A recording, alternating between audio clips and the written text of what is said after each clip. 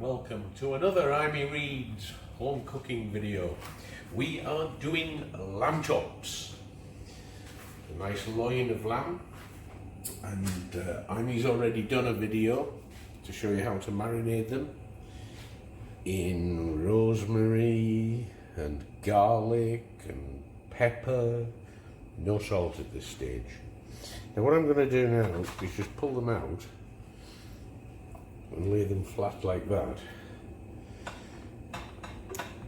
Just make sure we get all the sprigs of rosemary off so they won't burn on the griddle. So we do it like that. And the reason I'm doing this is because we want the skin to go crispy. So what I'll be doing first is standing them on the griddle like this, so that the skin cooks all the way through and the fat renders down. There's nothing worse than white lamb fat. Now, I think, and a lot of other chefs think, in fact insist, that lamb should be pink. If you overcook lamb, it goes grey and horrible. Look at all that lovely garlic. I wish you could smell this. It smells absolutely gorgeous. So what I'm going to do is just take these lamb chops off the board and put them onto the hot griddle, skin down. And I'm doing this so it's easy for me to put them all straight onto the griddle, skin down. As you can see, these chops have got a bone in here, and that bone helps the heat cook through. And these are loin chops, as you can see here. It's like a little lamb T-bone steak. You can see here you've got the lamb fillet, and here the lamb loin. And that skin is beautiful when it's cooked down and crispy.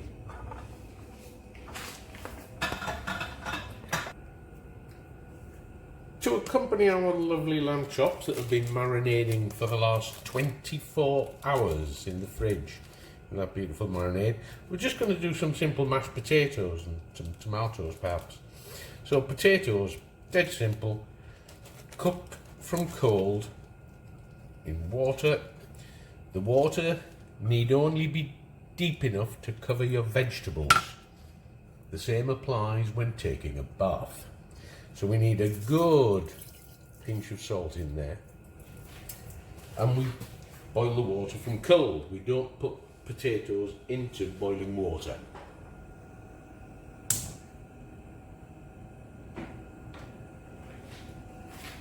Go. So the sharp-eyed amongst you will have noticed that these chops have actually flicked the other way up. That is because, with the magic of video, we can do that. And I forgot to salt them. Salt the skin and the fat well with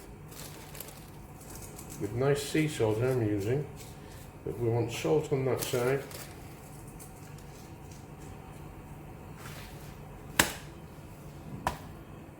And we want salt on the other side, so that the edges are salted nicely, as well as the actual sides. And as you see, we've got our griddle pan on, heating up because that's got to be nice and hot. Salt them again. Salt from a height makes a mess, but means your salt gets distributed evenly.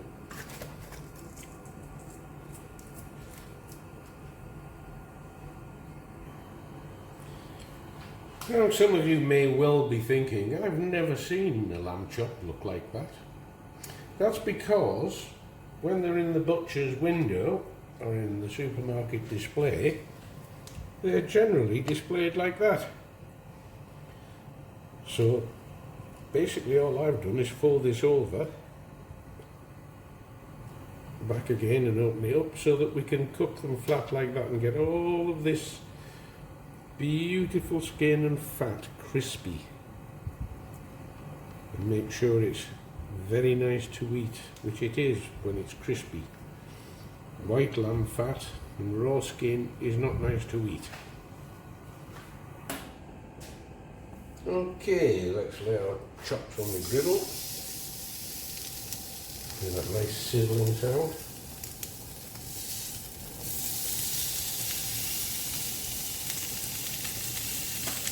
Now, because it's a griddle pan, it's going to get hotter in the middle, the way it's sitting on the gas, than it does at the end. So what I'm going to do is put the lamb chops at the ends first, and work towards the middle, so that the last ones that go in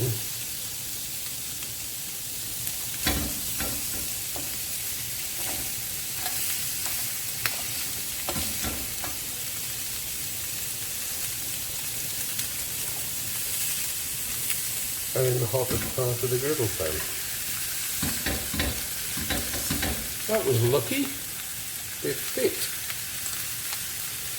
And we just leave them now for about 5 minutes, just to cook that fat and cook the skin and render down that fat.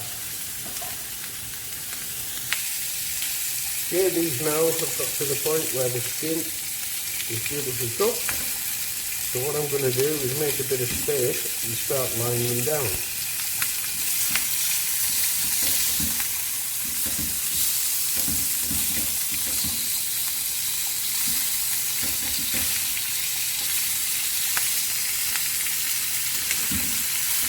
Put them like this. No 69 jokes, please.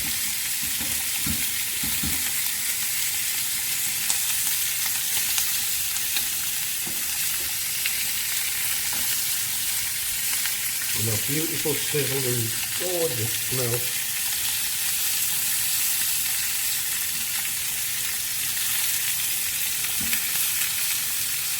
They're beautifully charred skin. Oh, delicious.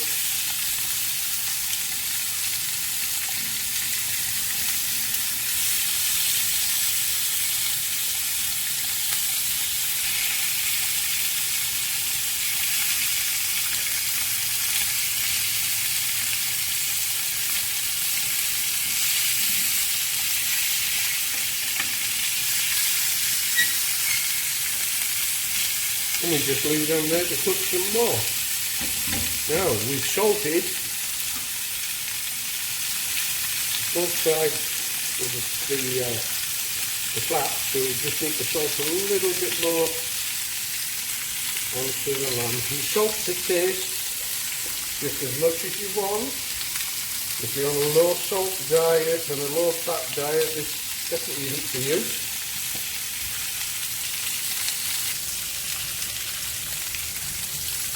Quick check of our potatoes.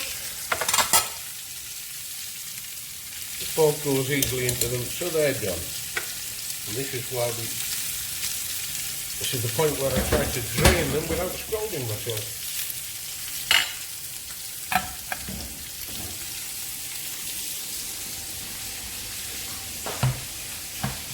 Just want to drain the water out of these potatoes.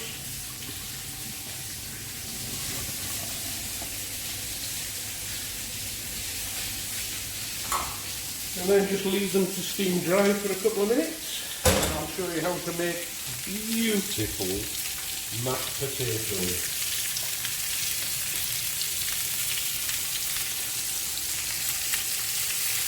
Right, we're going to give these guys a turn, see what they look like. Oh, that's what they look like. Look at that.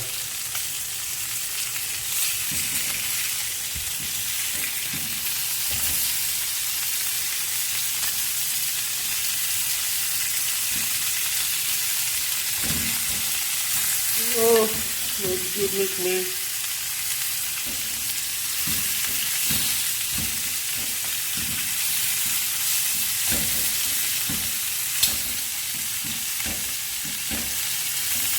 Oh, heaven and earth.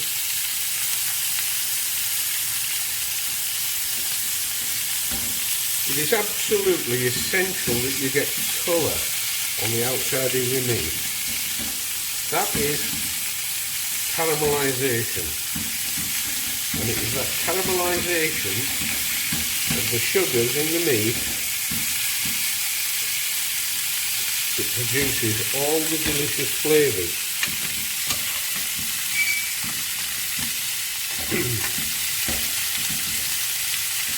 Now when they're roasted, or grilled I should say, we're going to put them in the tray. As with everything, if it's meat, it needs to rest for half as long as it's been cooked. Now into my potatoes, I'm going to put quite a lot of butter. So again, if you're on a low fat diet, this isn't for you. But if you want something to taste good, it's definitely for you. So we take that butter without dropping it on the floor, and we plop that in there to melt. Is that enough?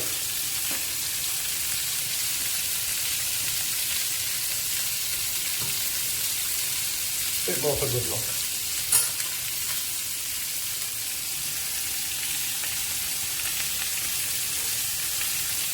Your butter will happily melt. But what we are going to do is help it along the way by mashing the potatoes.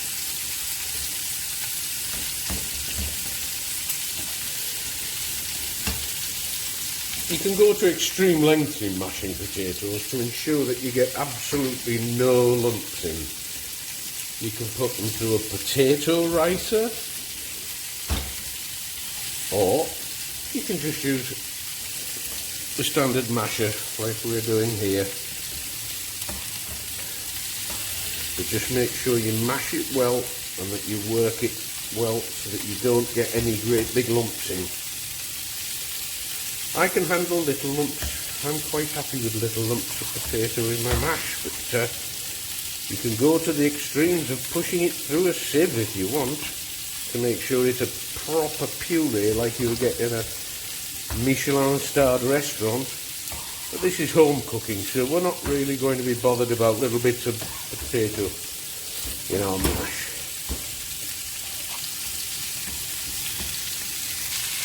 Okay, here we go again. This is another thing I like to do that is maybe a bit different from other people. I'm going to line them that way.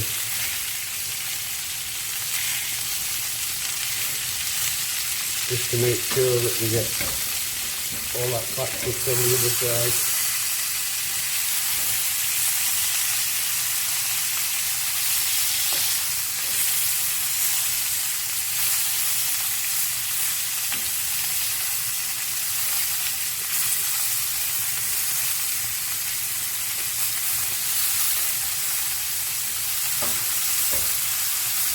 You get that nice piece of, but you have to be very quick with it because you don't want to overcook that lovely bit of fillet.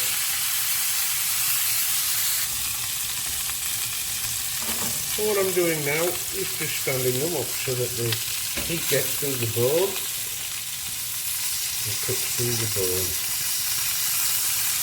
It's a nice way of getting that heat into the centre.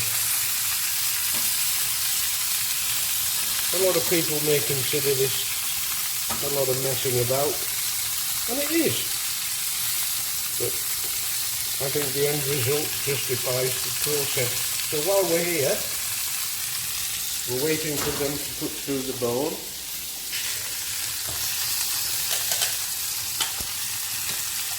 We're now going to add a little bit of double cream. This makes it really unctuous and beautiful.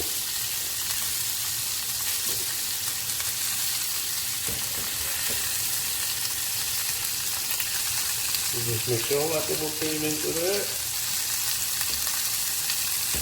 and wait and see what this mashed potato looks like when it's finished.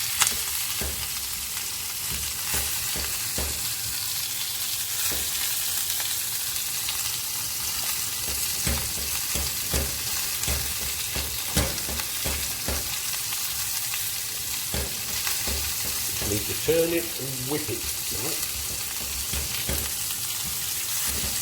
Make sure that everything is mixed in.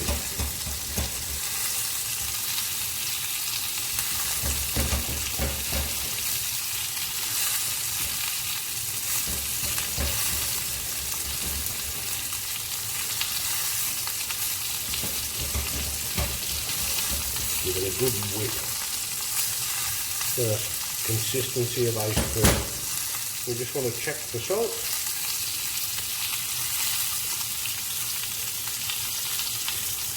That needs a bit more salt. You can use any kind of salt. I like to use sea salt.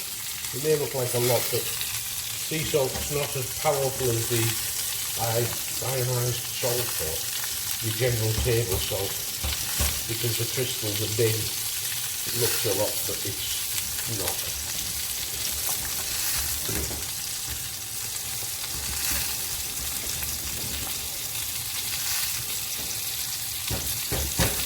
Another taste. There we go.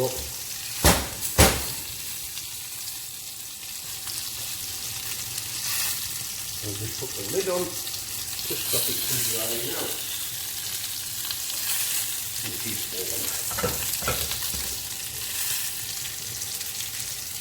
So these guys are now ready to rest.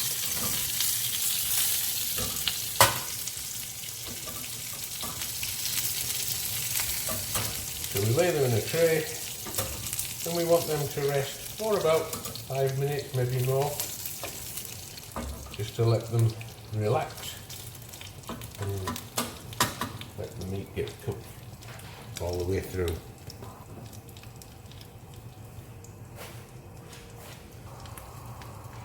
And while our griddle's still nice and hot, I'm just going to put some tomatoes on, turn the heat down, just to get them warm too, and they will make a nice little accompaniment.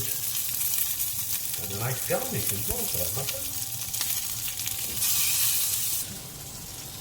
Right, these have been rested now. And I'm just going to cut into this one. That's the colour your lamb should be. You can see there, it's still pink inside. If it's grey, it tastes horrible. So, how many chops per person was it, Mrs. Rich?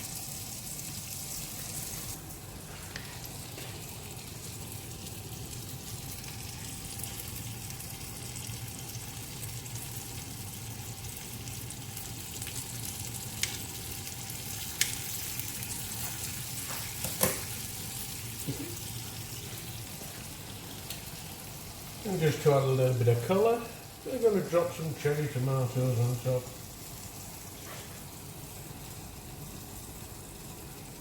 Now, the mashed potato. Look at this lovely mash.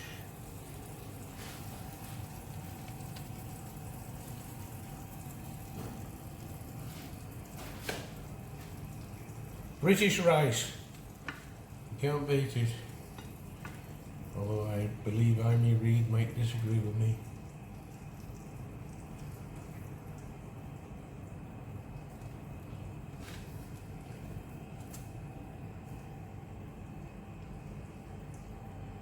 Now you could do green beans with this if you wanted, or mange tout, or sugar snap peas, or anything green.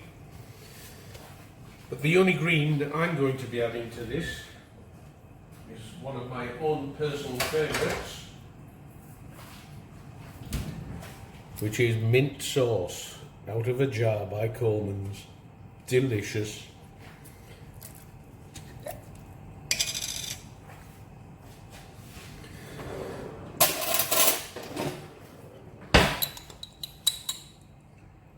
A good spoonful of mint sauce down here.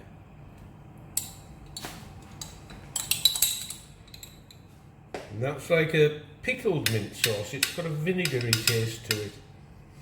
But it is absolutely delicious. And there you have it. Lamb chops, mashed potatoes, some little cherry tomatoes, mint sauce. The end. Bye bye now.